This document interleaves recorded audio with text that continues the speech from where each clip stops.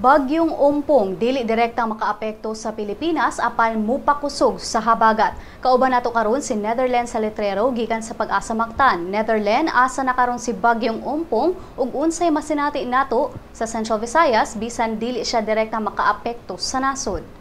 Mo kini ang latest update sa Bagyong Ompong. Ang Typhoon Ompong nagmintinar sa iyang gikuskol samtang padayon kini galihok sa direksyon na west-northwest diri sa Philippine Sea. Ganihang alas 10 sa buntag ang mata sa Typhoon Ompong nahimutang sa 1,080 kilometers east sa Tuguegarao City. Aduna kini gikusgon na hangin na 215 kilometers per hour ug pag-unos na 250 kilometers per hour. Gi-forecast kini nga maglihok sa direksyon na west-northwest sa gipaspason na 9 kilometers per hour. Ang Typhoon Ompong gi-expect nga moabot sa 920 kilometers east sa Calayan, Cagayan ugma sa buntag. Kining maong sistema layo ra kini para direktang makaapekto sa bisan asang parte sa atong nasod, pero tungod niini nga sistema napakusog ang habagat sa Visayas. Ug tungod niini ang Cebu ug ubang dapit sa Central Visayas makasinati og pagpanag-um ug mahangin na panahon inubanan sa hinay ngadto sa kasarangan ug panagsang makusog na mga pagulan pagpanugdog og kilat labi na sa hapon ug sa gabii.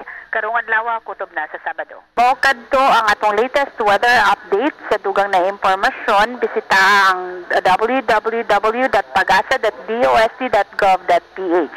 Gikan diri sa DOST Pag-asa Visayas kini si Ned sa letrero. Daghang salamat. Daghang salamat, Netherlands sa letrero gikan sa